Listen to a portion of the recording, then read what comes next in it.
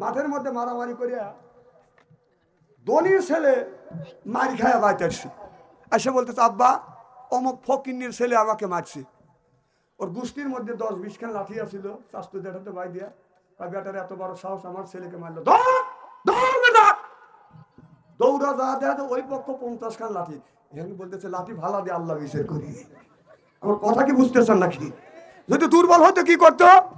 বাইরে শোয়াইতো। যেই দেখছে প্রতিপক্ষ লাঠি ডাবল, তখন আল্লাহ তোর ন্যস্ত করলাম, তুই বিচার করিস, গরিবের বিচার তুই করিস, আল্লাহকে আমার ঠেকা পড়ছে।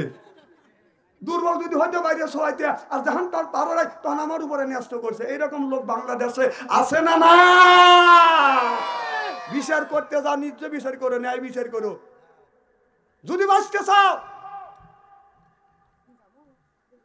7 শ্রেণীর মানুষ আল্লাহর আরশের নিচে সাহা পাবে।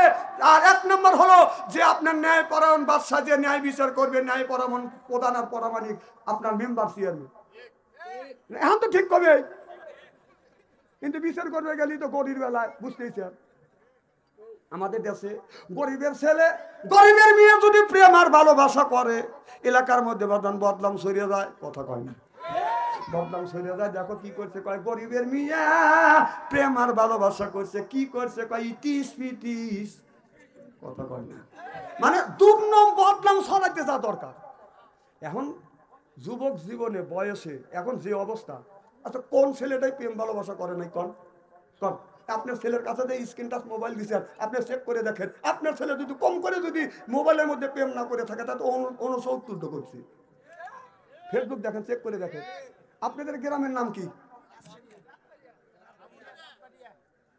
সাতবাড়িয়া।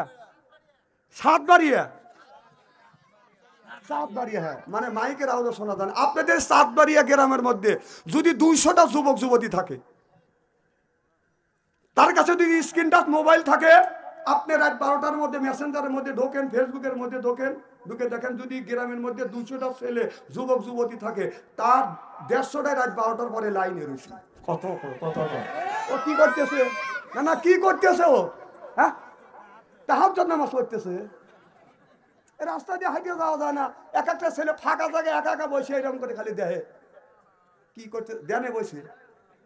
কথা কয় না, ধ্যানে বসে।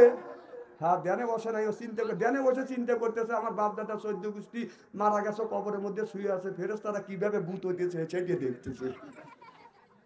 ও দোষকে নেওয়ার লেগে উঠে বেড়ে লাগছে, আর তুমি বাবা মসজিদে ফ্যাক ফ্যাক করে বেড়াতেছ। তোর সোপার দাঁত খোলা দরকার। হ্যাঁ, তোর ছেলের এমন বন্ধ কর, ফ্যাক ফ্যাক করে বেড়াস। যেমন বুড়ো মানুষরা বড় বড় চোখ করে দেখা রয়েছে যে আমার ছেলেকে আমি মোবাইল দেয় নাই, কি যে তোর কি দেগা দেন গা, আপনারা দিবেন, আমার কি? কিন্তু আমার একটা দায়িত্ব আছে, আমি আপনাদের পায়ের নিচে হাত থেকে অনুরোধ করে বলবো, বাবা এই ছেলেটা কি করতেছে? হ্যাঁ, ছেলের বয়স 20 বছর হয়ে গেছে, আপনি বিয়ে করাতেছেন না, বিয়ের বয়স হয়ে গেছে। ও খালি চাষা হেনা কোথায়, হেনার জন্য পাগল। আপনি বোঝেন না, আপনি বোঝেন না, কাজে নিজ পায়ে দাঁড়াও। ও হাদিস শরীফের মধ্যে আসছে, ছেলের বয়স যদি 15 বছর হয়, ও যদি বিয়ের উপযুক্ত হয়, ওকে অতি তাড়াতাড়ি করে বিয়ে করাবে। নইলে মোবাইলের যে যুগ, এই মোবাইলের মধ্যে যত অন্যায় করবে, এই অন্যায় 3 ভাগে ভাগ করা হবে। আমার কথা কি বুঝতেছেন? আর নিজ পা দাঁড়াও, কামাই জানে না। ও তোমাকে কি রিজিকের কন্ট্রাক্টরি দেওয়া হয়েছে? এই মানুষকে, আপনার ছেলেকে দুনিয়ায় পাঠানোর 50,000 বছর আগে আল্লাহ দুনিয়ায় রিজিক দিয়ে তারপরে আপনার ছেলেকে পাঠাইছে। আপনি বিয়ে করেন না, ছেলে মোবাইলের মধ্যে কি করতেছে, মেয়ে কি করতেছে? মেয়ের লাগবে একটা আপনার কি জামা গায়ে দেয়, ফেদা না, পাখি না, মনেও থাকে না। আর আবার পাখি জামা, মানুষ যাই রে, আমি কই কি আর কয় কি, না না কি জানি, ছোট সব কামিজ, 3 পিস হেঁটে কলি তো হয়। মেয়ের লাগবে একটা 3 পিস, মা বাবা বলতেছে একটা 3 পিস দাও, টাকা দাও। কথা 3 পিস লাগবে কয়টা? কয় 3 দিয়ে। হ্যাঁ, একটা টাকা নিয়ে দাও, একটা টাকা দিছে, ধমক দিছে। মেয়ে শাহজাহানপুর গেছে, মন খারাপ, বন্ধুর সাথে দেখা হয়েছে। সবারই তো একটা করে বন্ধু আছে প্রায়, জানে বাবা। বুড়োরা আসে, তোমরা কি করো? ওরা যুবকরা করবে কি, যুবক ঠিক কিনা? হ্যাঁ দেখো যুবকরা কা ঠিক। দেখো বন্ধুর সাথে দেখা হয়েছে, বন্ধু বান্ধবী দেখে একবার বান্ধবী তোমার মন খারাপ কে কয় না এটা বললে তোমার কাছে দুঃখ নিবারণ হবে না। তুমি বলো তোমার জন্য আমি জীবন দেবো, জীবন দেওয়া লাগবে না, আমার 3 পিস লাগবে 3টা। মা বাবা 1টার টাকা দিছে, তাহলে 2টা 3 পিস কিনে দাও, চলো মার্কেটে যাও। ওর বাবা আবার ঢাকা চাকরি করে, মা বলতে 3000 টাকা দিছে, এই টাকা নিয়ে 1 সপ্তাহ মনে বাজার করি আনগা, গরুর গোস্ত মুরগির গোস্ত মাছ ইলিশ মাছ তরি তরকারি বাজার কর। ও যায়া বান্ধবী পাইছে 3 পিস 3 পিস কিনে দিছে 3টে। সবিন ব্যাগে নিয়ে মেয়ে লাসাতি লাসাতি যাচ্ছে, মার আব্বাক বলতেছে মা একটা 3 পিস কেনার টাকা দিলে আমি 3টে 3 পিস কিনে নিয়ে আসছি।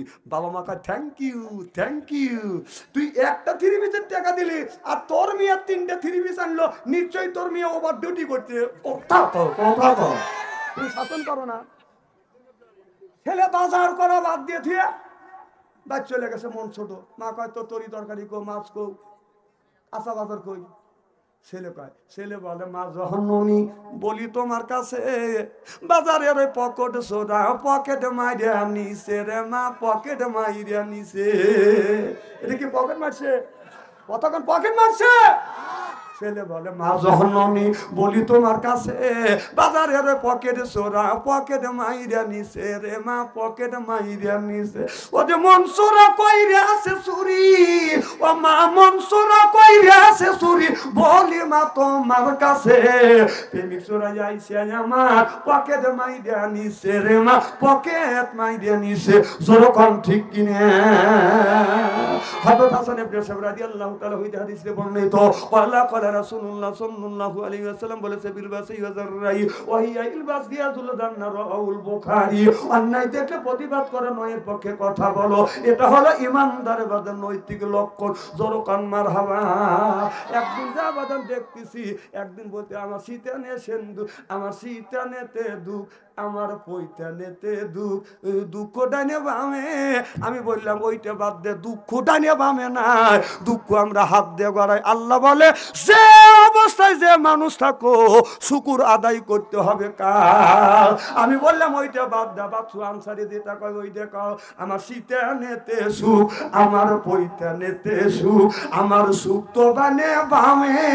এখন আমি পথ চলি ভাই আল্লাহ নবীর নামে রে, এখন আমি পথ চলি ভাই আল্লাহ নবীর নামে। পথ যদি চলতে চাও আল্লাহ নবীর নামে পথ চলতে হবে। আল্লাহ বলে ইন্না আলাইনা লাল হুদা, মানুষকে তৈরি করেছি সৃষ্টি করেছি আর পথ চলার জন্য আমি আল্লাহ পথটা দেখা দিয়েছি। এটা হলো ডানটা হলো বাদান জাহান্নামের পথ, আর ডানটা হলো জান্নাতের পথ, আর বামটা হলো বাদান জাহান্নামের পথ। একটা হলো হিজবুল্লাহ, একটা হলো বাদান হিজবুল শয়তান, একটা হলো ইবাদতে রহমানি, আর একটা হলো বাদান ইবাদতে শয়তানি। ডানটা হলো ইবাদতে রহমানি আর বামটা হলো বাদান ইবাদতে শয়তানি। একটা আল্লাহর রাস্তা আর একটা শয়তানের রাস্তা। আমরা আল্লাহর রাস্তায় যাব না শয়তানের রাস্তায় যাব। খুব খারাপ লাগতেছে নারে তাকবীর। আমার ভাইরা আমার এই কোরআনের মধ্যে আল্লাহ বলেছে ওয়াজা আল্লাহ লিল মুত্তাকিনা ইমামা, একটা নেককার পরহেজগার ইমাম বানায়। কথাকার আল্লাহ বলে ওয়াজা আল্লাহ আয় আল্লাহ লিল মুত্তাকিনা ইমামা, একটা নেককার পরহেজগার ইমাম বানায় দেয়। সেই ইমামটা মসজিদের ইমাম।